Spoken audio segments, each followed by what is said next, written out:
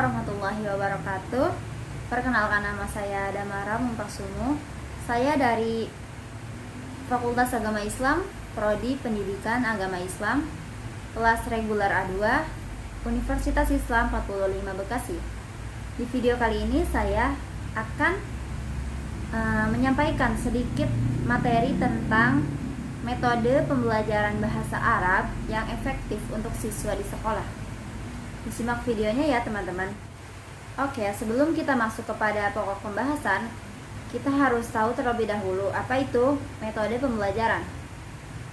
Metode pembelajaran adalah cara yang digunakan oleh guru dalam melaksanakan kegiatan pembelajaran di sekolah sebagai upaya untuk mencapai tujuan pembelajaran yang telah ditetapkan.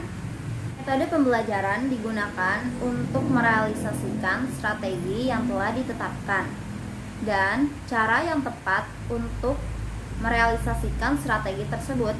Dengan demikian, strategi pembelajaran dapat dilaksanakan dengan berbagai metode. Guru harus mampu memilih metode yang sesuai dengan karakteristik materi yang akan diajarkan kepada peserta didik, karena tidak seluruh metode pembelajaran itu cocok dan sesuai untuk diterapkan pada materi pembelajaran. Di sini ada beberapa tanda keberhasilan dalam mencapai kemahiran berbahasa Arab. Di antaranya, yang pertama yaitu kemahiran istima' atau mendengarkan. Yang kedua ada kalam atau berbicara. Yang ketiga ada kitabah atau menulis. Dan yang terakhir ada qiraah atau membaca. Poin yang pertama yaitu kemahiran dalam menyimak.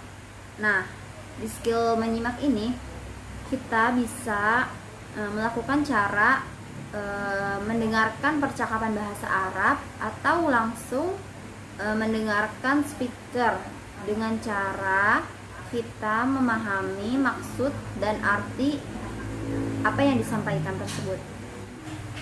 Yang kedua ada kemahiran dalam berbicara. Nah, speaking skill ini yaitu kemahiran kita dalam berbicara. Kemahiran bicara ini sebuah kemahiran yang sedikit rumit karena menggunakan pola berpikir.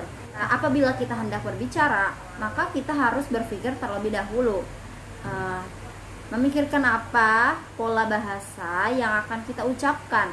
Dengan demikian, perbendaharaan kata sangat diperlukan. Yang ketiga ada kemahiran dalam membaca. Nah, dalam aktivitas ini sama seperti halnya menyimak, membaca memiliki beberapa kelebihan dibanding menyimak karena perbendaharaan kata lebih akurat. Membaca dapat berhubungan langsung dengan majalah atau kitab atau buku berbahasa Arab. Dengan cara seperti itu kita akan dapat kosakata baru dan berbagai bentuk bahasa dengan jumlah yang banyak. Nah, yang keempat ada kemahiran dalam kitabah atau menulis. Nah, kemahiran ini mencakup, yang pertama mencakup membuat alfabet, yang kedua membedakan bunyi huruf, yang ketiga dengan memodifikasi kalimat. Nah, langsung saja kita masuk kepada inti pembahasan, yaitu metode pembelajaran yang efektif untuk siswa di sekolah. Nah, saya akan menjelaskan beberapa metode yang efektif. Di antaranya, yang pertama ada pembelajaran kooperatif. Apa itu pembelajaran kooperatif?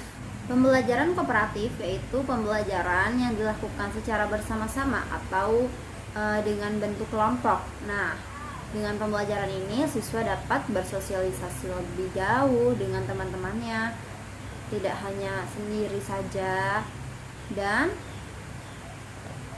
dapat menyelesaikan pemecahan masalah bersama.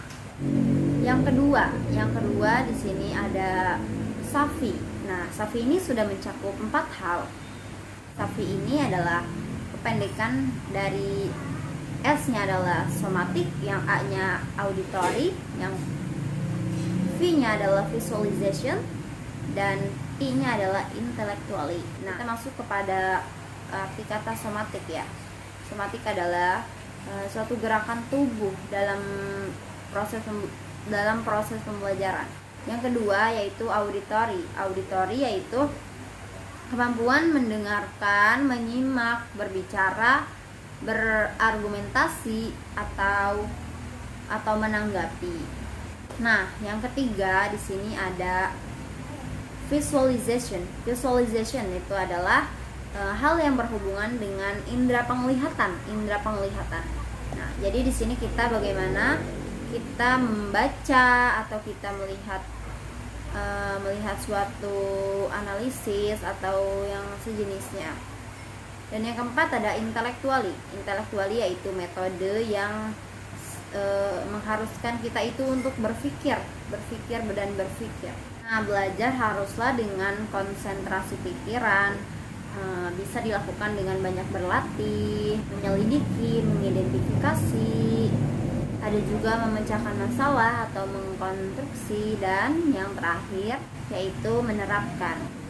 Nah, di metode ini kita dapat memberikan materi kepada peserta didik yaitu dengan menampilkan kosakata bahasa Arab atau menampilkan film kartun untuk siswa SD, kartun bahasa Arab, atau juga menampilkan percakapan antara dua orang menggunakan bahasa Arab.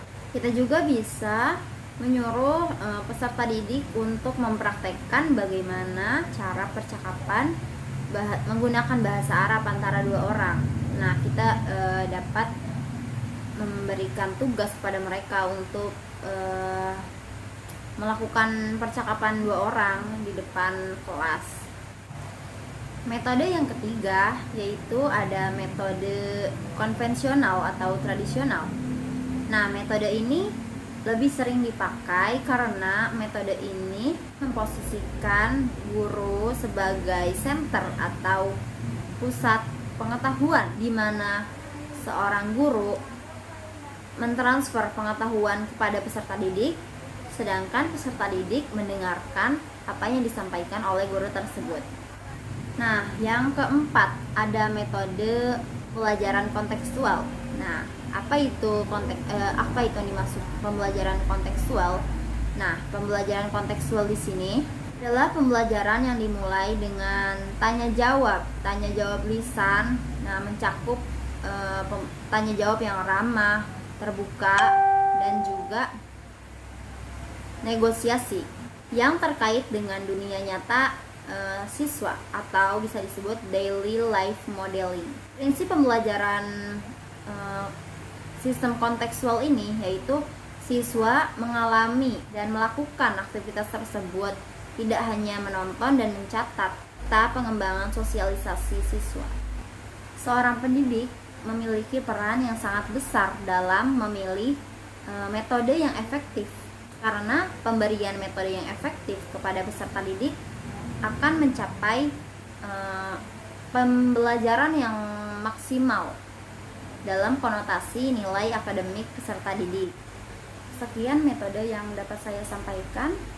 Kurang lebihnya saya mohon maaf. Akhirul kalam. Wassalamualaikum warahmatullahi wabarakatuh.